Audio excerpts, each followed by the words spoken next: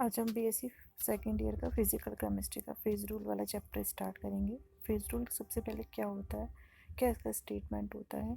ऐसा रूल जो कि किसी भी हिट्रोजेनस सिस्टम में, हिट्रोजेनस सिस्टम क्या होता है जिसमें कि केमिकल कंपोजिशन सेम नहीं होता है ओवरऑल, ऐसा सिस्टम उसे हम हिट्रोजेनस सिस्टम कहते हैं।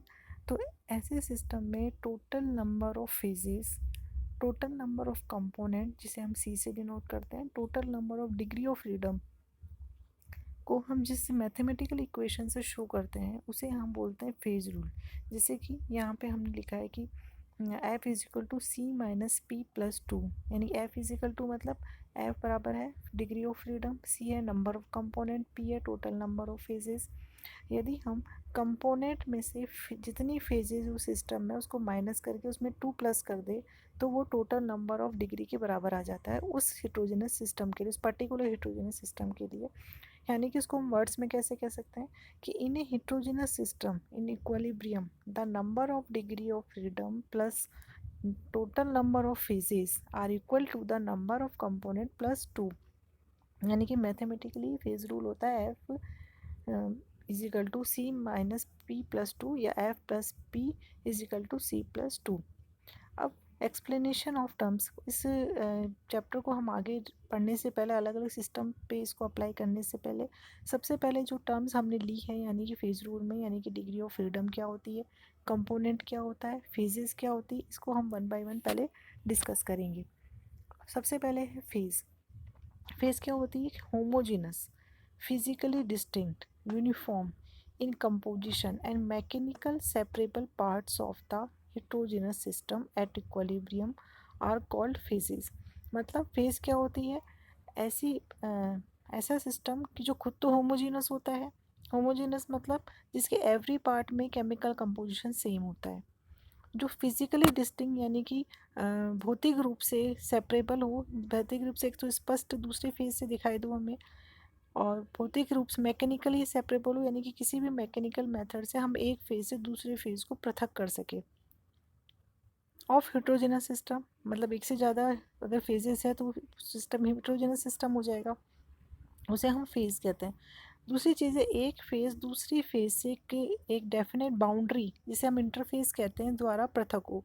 जैसे मान लो हमने एक बीकर लिया और उसमें हमने वाटर डाल दिया और कार्बन टेट्राक्लोराइड डाल दिया। हमें पता है वाटर और जो कार्बन टेट्राक्लोराइड है दोनों इमिसिबल लिक्विड्स हैं, तो दोनों की एक लेयर बन जाएगी, एक लेयर होगी वाटर की, एक लेयर होगी कार्बन टेट्राक्लोराइड की। यानी कि दोनों के बीच में एक बाउंड्री हमें स्पष्ट नज़र आएगी जिसको हम इंटरफेस बोलेंगे, जिसके बारे में हमने आपको बताया।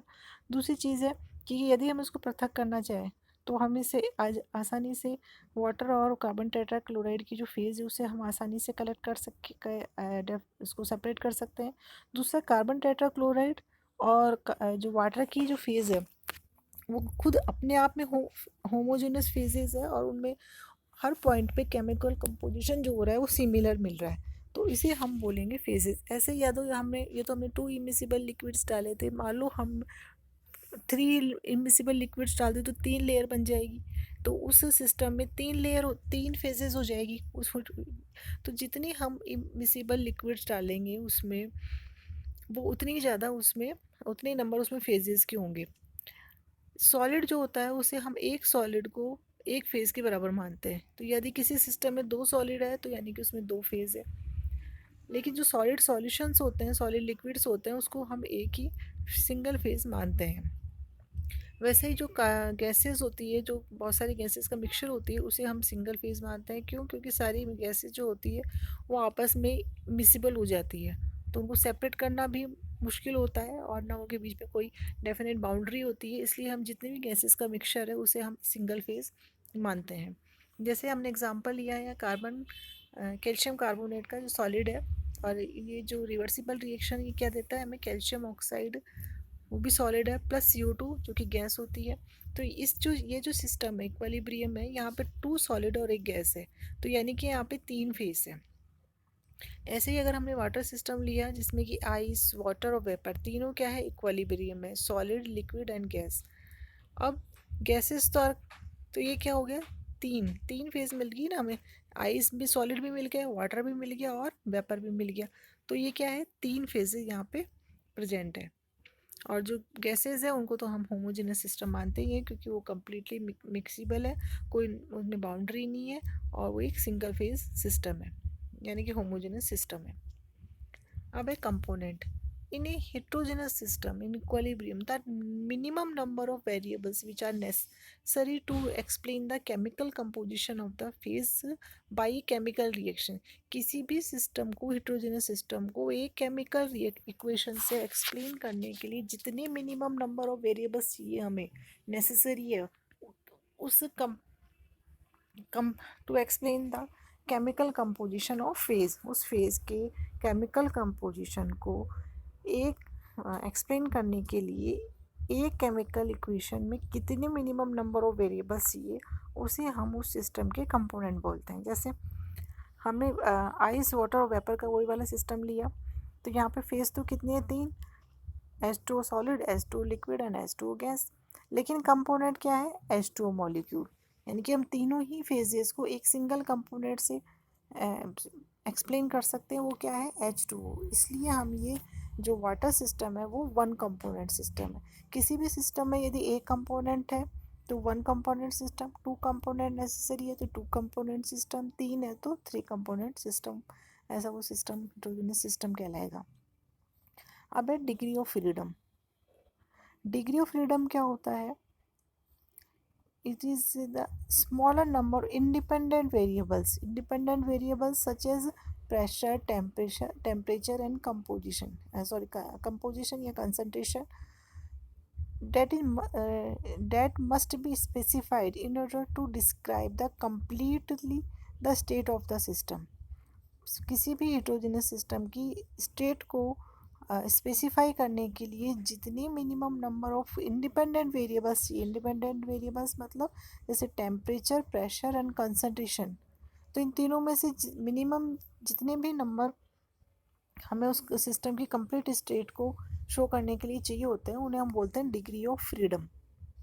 जैसे मान लो कोई बॉल है, क्रिकेट की बॉल है, वो हवा में उड़ रही है, तो उसको हमें उसकी पोजीशन को बताने के लिए हमें 3 कोऑर्डिनेट्स चाहिए होते हैं, क्या क्या, एक्स, वाई और जेड। ठीक इसी तरीके से, यानी कि इसके 3 वेरिएबल्स है। ठीक इसी तरीके से किसी भी सिस्टम के स्टेट को बताने के लिए हमें 3 वेरिएबल्स चाहिए होते हैं टेम्परेचर, प्रेशर एंड कंसंट्रेशन। यदि कोई सिस्टम को शो करने के लिए हमें एक ही डिग्री ऑफ फ्रीडम चाहिए तो उस सिस्टम को बोलते हैं हम मोनोवेरिएंट सिस्टम। यदि 2 हमें डिग्री ऑफ फ्रीडम चाहिए तो हम उसको बोलते हैं बाई वेरिएंट। यदि किसी सिस्टम को शो करने के लिए हमें तीनों रिक्वायर है, टेम्परेचर भी, प्रेशर भी और कंपोजिशन भी, तो हम उसको बोलते हैं ट्राई वेरिएंट सिस्टम।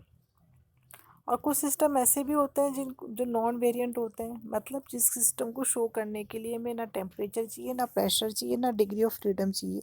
मतलब जैसे हमने अभी वाटर इक्विलिब्रियम लिया था, जिसमें आइस, वाटर और वाटर वेपर जो थी इक्विलिब्रियम में थी, तो ऐसे सिस्टम को शो करने के लिए हमें कोई भी डिग्री ऑफ फ्रीडम नहीं चाहिए, जीरो है वहाँ पे। क्यों? क्योंकि जो हमें पता है कि ये तीनों जो स्टेट है वाटर की, वो एक पर्टिकुलर टेम्परेचर 0.0098 डिग्री सेंटीग्रेड और एक पर्टिकुलर प्रेशर 4.53 mm हाइट पर ही ये तीनों एक दूसरे के साथ इक्विलिब्रियम में रह सकती है। इसलिए जैसे ही ये उस सिस्टम में टेम्परेचर और प्रेशर को गेन करेंगे, ये तीनों स्टेट क्या है, इक्विलिब्रियम में आ जाएगी। यानी कि ये नॉन वेरिएंट है, किसी भी तरह के वेरिएंट को हमें यहाँ स्पेसिफाई करने की ज़रूरत नहीं है। और इसे हम डिटेल में आगे पढ़ेंगे। अब advantage of phase rule. Phase rule की क्या एडवांटेज है? It gives a simple method of classify equilibrium state of system. किसी भी सिस्टम की इक्विलिब्रियम स्टेट्स को क्लासीफाई करने के लिए ये बहुत ही सिंपल मेथड है।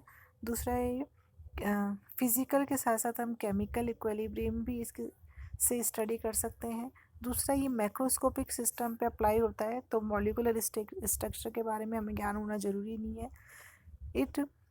ये single conforms the different system having the same, मतलब different system having the same number of degree of freedom, तो वो सेम तरीके से ही बिहेव करेंगे। फेज रूल के लिए हमें जो अप्लाई करने के लिए रिएक्टेंट और प्रोडक्ट के नेचर के बारे में जानना ज़रूरी नहीं है।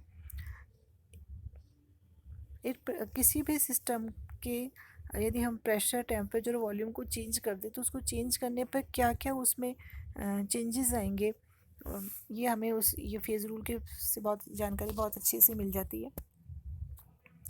पर इसके साथ साथ एडवांटेज होने के साथ साथ इसके कुछ लिमिटेशंस भी है फेज़ रूल के। जैसे फेज़ रूल सिर्फ 3 वेरिएबल्स की बात करता है, टेम्परेचर, प्रेशर और कंपोजिशन। पर ये इलेक्ट्रिक या मैग्नेटिक या रेडिएशन इफेक्ट, इनका क्या सिस्टम पे इफेक्ट होता है, इन्फ्लुएंस करती है, ये सब चीज़ें उसके बारे में नहीं बताता है। फेज़ रूल हमेशा सिंगल इक्विलिब्रियम स्टेट पे ही अप्लाई होता है। तो किसी भी सिस्टम में अगर 2-3 इक्विलिब्रियम स्थापित हो रहे हैं तो ये दूसरे इक्विलिब्रियम के बारे में कोई जानकारी नहीं देता है। ग्रेविटेशनल फोर्स को ये कंसिडर नहीं करता है। दूसरा, नो लिक्विड और solid phase should be finally divided, मतलब सॉलिड और लिक्विड इतने फाइनली डिवाइडेड नहीं होनी चाहिए कि वो सरफेस टेंशन या वेपर प्रेशर से उनकी वैल्यू की जो वैल्यूज़ है वो डिफ़र कर जाए उनकी नॉर्मल वैल्यूज़ से, क्योंकि उनके बारे में कोई जानकारी नहीं करता है, कोई कंसिडर नहीं करता इन चीज़ों को। दूसरा, certain limitations are to be imposed, कुछ लिमिटेशंस भी लगाई गई है फेज़ रूल पे। कुछ सरकमटेंसेस ऐसे हैं जहाँ पे इसमें लिमिटेशंस भी लगाई हुई है, जिसको हम बोलते हैं phase rule under restricted condition, जिसको कि हम आगे और डिस्कस करेंगे।